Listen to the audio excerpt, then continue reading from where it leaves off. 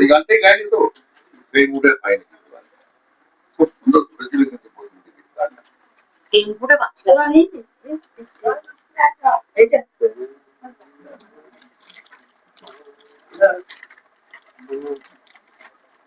নেই তো না মাকে কালকে অনেকগুলো বিস্কুট কেনা হয়েছিল, অনেকগুলো বিস্কুট প্যাকেটগুলো কোথায় গেল? আরে সুভাষ এই তো পাশে রেখে সুভাষ মুখে চলে আসছে না একটা আরেকটা কোনটা বলতাকে বললাম আচ্ছা যে আপনি তো আপনার হাত ধরে একটু আমাকে যদি একটু করে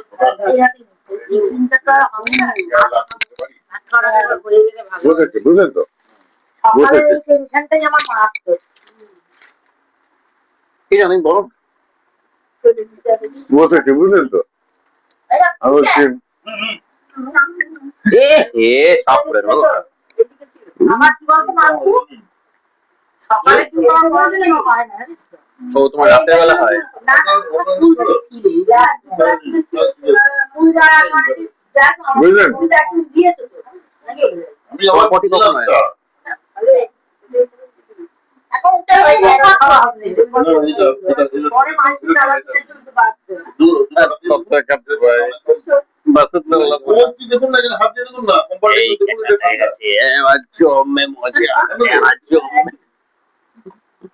এই কত শোনা থাকতো দুটোর মধ্যে কোনটা কোনটা আচ্ছা তুমি এখানে কেন রাখবে তুমি দেখি দিয়েছেন কি আপনি দুইটা ফেলে দিন এ বাবা আমাকে দিয়ে দাও, আমাকে দিয়ে দাও, আমাকে দিয়ে দাও। তারপরে শোন না ঘটনাটা মরা মানুষকে জ্যান্ত করে দিয়েছে। করছে তুমি তো সবচেয়ে বড় কথা আমার পেটে আছে তোমার ওই সামনে জ্যাম্মা রেখে গেছে বাবার। কোনটা ওর কোনটা ওর তা আমাকে কি বলছে বুঝলেন? বসে বসে আমাকে বলছে মরা মানুষকে জানতো, আবার ঘুমিয়ে পড়েছে। কালকে নিশির দাদা দুদিন ধরে কিন্তু অনেক সুভাষ মামার থেকে অনেক বাণী শুনেছে, শুনে কি সমৃদ্ধ হলে ওহ, দারুণ। হ্যাঁ আমাদের ছেড়ে আজকে চলে গেলেন, খুব ভালো শুনে। এ বাবা, সুভাষ চন্দ্র রায় আমি তো নেতাজি বলে যাচ্ছি। সকাল থেকে ওই করে যাচ্ছে তোমাকে এখন বললো তোমার আমি তো নেতাজি বলি তোকে। চলে গেছে সুভাষ আরে বাবা, খুব ভালো ছিলেন। He was a great guy. Subhash আমার আয়ু বাড়াচ্ছে এই বলো বলো বলো বলো, মরা মানুষকে জ্যান্ত করে আমাকে বলছে আমি বললাম অনুকূল ঠাকুর নাম শুনে ওগুলোকে আবার আমাদের গুরুজির কাছে কেউ না, আমার গুরুজি সর্বসেরা। এই বলছে আমি খুব পড়ছি আর নাক ডাকছি ঘুমোচ্ছি, হ্যাঁ আগে থাক তাহলে পরে আবার শোনাবো। না না শোনাতে যাবে এখন আবার তুমি চাপ ফেললে করবে আবার পড়ছে, পড়ে গেলে কি করবো আমি আবার ধরুন না ঘটনা গ্র্যাভিটি টানছে না, তারপর শুনুন না ঘটনাটা। তো আমাকে বলছে যে পড়ুন পড়ুন, আবার আবার শোনো না আবার পড়ছে, আবার পড়ছে বই খাতা খুলে পড়ছে, বুঝলেন তো? আবার পড়তে পড়তে আবার আবার ঘুমিয়ে পড়েছে, আবার নাক ডাকছে। না না আগে থাক থাক পরে পরে না না পরে পরে নয়, এখন কিচ্ছু ঢুকছে না কাটে বলে যাচ্ছে। দুদিন দুটো রাত ধরে সুভাষ মামাকে এত কথা বললো, তোমার একটা কথা মাথায় ঢুকতেছে? কিচ্ছু ঢোকে খালি একটা কথা বললো আমার গুরুজি মরা মানুষকে জ্যান্ত করেছে, আমি আবার ঘুমিয়ে পড়েছি।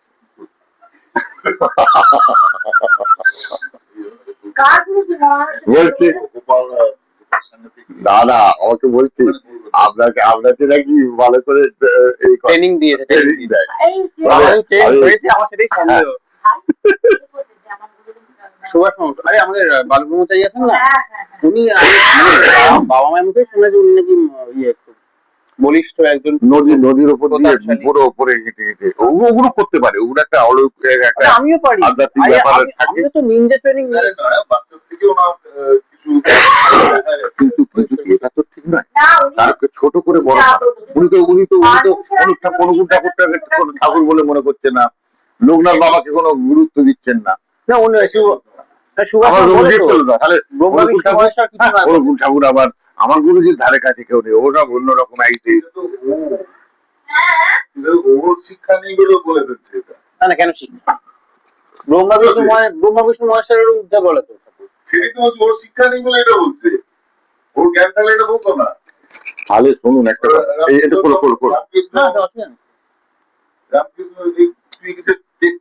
না না আমি কিছু টেপ করি এই এগুলো বদমাইশের হার। তারপরে আমাকে হচ্ছে যে এরকম তোমাকে রাত্রিবেলা গল্প বলতো? আমি গল্প ইচ্ছা করে করে শুনতাম। সেদিন আমি খাতা খুলুন বসুন, খাতা খুলে বসুন, বলে নিজে ঘুমিয়ে পড়তো। তারপরে একটু বসে বলছে যে আপনি তো শুনছেন না, তারপরে আবার জেগে উঠে বলো বলো বলো বলো। আর তুই তো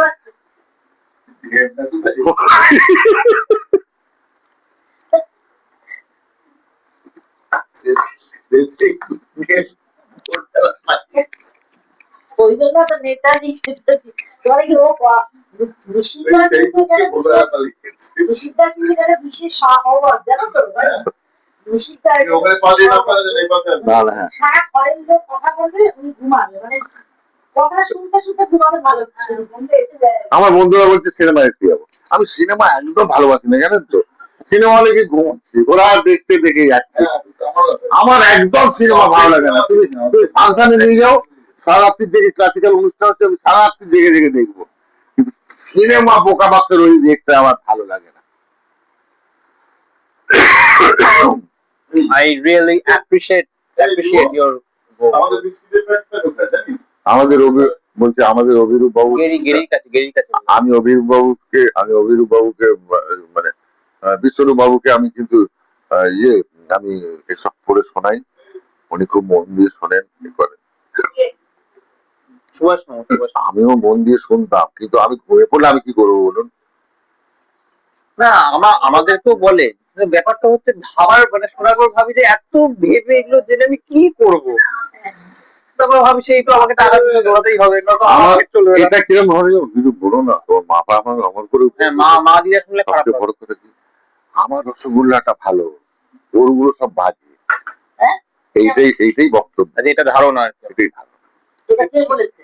না ওটা এটা উদাহরণ বলছে, মানে বৈষ্ণব বক্তব্য হচ্ছে ঠাকুরই সব, বাকি সবাই ঠিকই আছে। খণ্ড। শ্রীকৃষ্ণকে বলছে ভাবো শ্রীকৃষ্ণ উপরে এটা ওটা নিয়ে আর কিছু করিয়ে যার যেটা বিশ্বাস নিয়ে বাঁচতে ভালোবাসে তার তুমি এদিকে এসে বসে বলতে পারবে না, আমি এখন পারবো। তোমার কি আছে?